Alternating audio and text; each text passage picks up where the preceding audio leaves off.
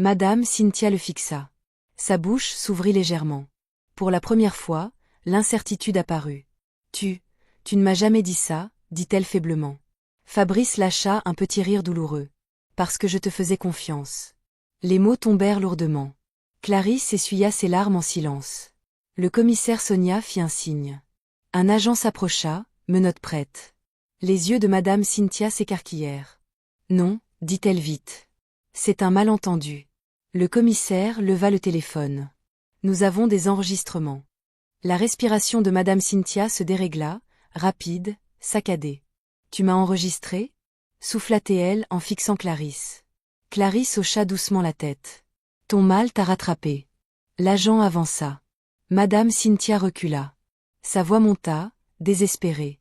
Fabrice, dis quelque chose. Je l'ai fait pour toi, pour ton futur. Les yeux de Fabrice brillaient de larmes, mais sa voix resta stable.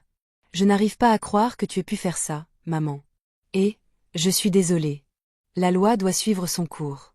Les menottes claquèrent. Métal contre poignet. Définitif. Madame Cynthia halta, son orgueil se brisant d'un coup. Non, non, Fabrice. Dis-leur d'arrêter. Je suis ta mère. Elle se tourna vers Clarisse, paniquée. Tu as détruit ma famille. Clarisse ne répondit pas. Elle resta juste là, à côté de son mari. Vivante. Incassable.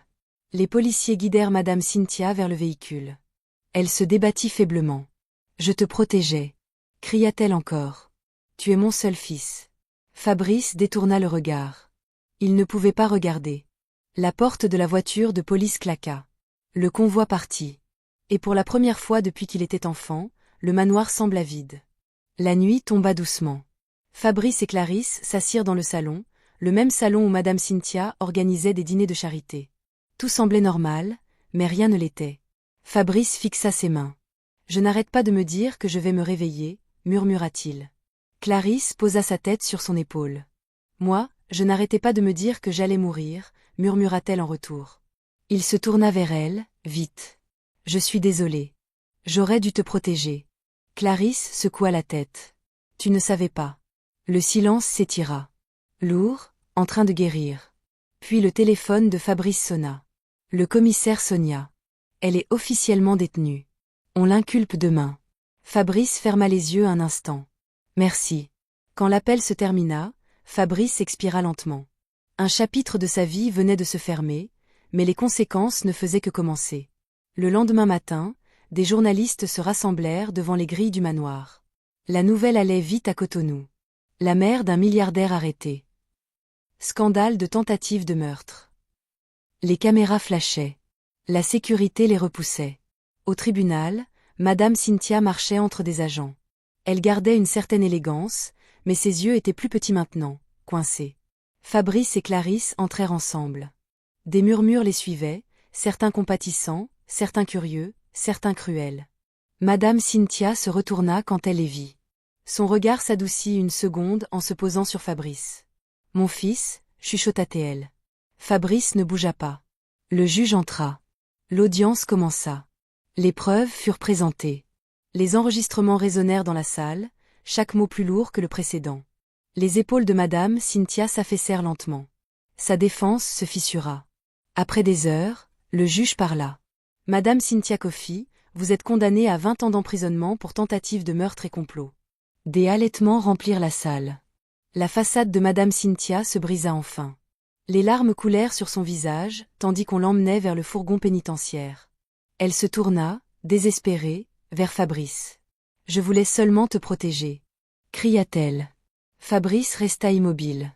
Il ne pouvait pas répondre. La porte du fourgon se referma. Il partit. Fabrice regarda jusqu'à ce qu'il disparaisse. Puis il se tourna vers Clarisse. Elle glissa sa main dans la sienne. La vie, d'une manière ou d'une autre, continuait d'avancer. Mais tout au fond du cœur de Fabrice, une autre question commençait à se former. Si sa mère avait pu cacher une telle noirceur si longtemps, quels autres secrets avaient vécu en silence dans sa famille? Et était-ce vraiment la fin, ou seulement le début d'une vérité plus profonde, prête à remonter? Le fourgon pénitentiaire disparut au bout de la route. Fabrice resta debout. Longtemps après que les autres avaient bougé, Longtemps après que les journalistes eurent rangé leurs caméras, longtemps après que le bruit se soit éteint, il restait là, à fixer le vide, parce que la justice avait été rendue. Mais la paix n'était pas arrivée. Clarisse lui toucha le bras doucement. Fabrice, rentrons à la maison. La maison? Ce mot sonnait étrange maintenant. Le manoir ne portait plus le confort.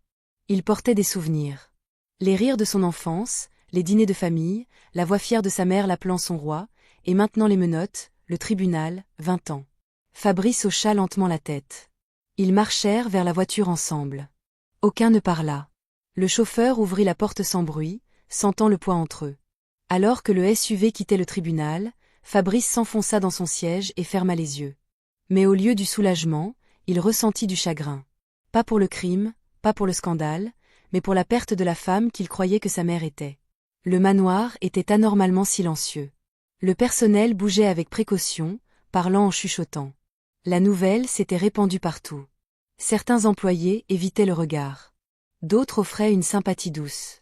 D'autres encore observaient simplement, ne sachant pas comment se comporter face à une famille secouée par un scandale. Clarisse marcha lentement dans le salon. Ses pas résonnaient. Elle s'arrêta près du grand escalier. Les souvenirs lui revinrent d'un coup, la nuit où Madame Cynthia l'avait insultée. Le sourire froid. La fausse gentillesse. La nourriture empoisonnée. Son corps frissonna légèrement. Fabrice le remarqua tout de suite. Il traversa la pièce et posa un châle sur ses épaules. « Tu es en sécurité maintenant » dit-il doucement. Clarisse hocha la tête, mais ses yeux montraient quelque chose de plus profond. La sécurité n'efface pas le traumatisme. La peur laisse des ombres. Fabrice le comprenait. Ils s'assirent ensuite sur le canapé. Pendant un moment, aucun ne parla, juste respirer, juste exister. Puis Clarisse dit à voix basse. « Je n'arrête pas de penser, si je n'avais pas entendu cet appel. » Sa voix s'éteignit.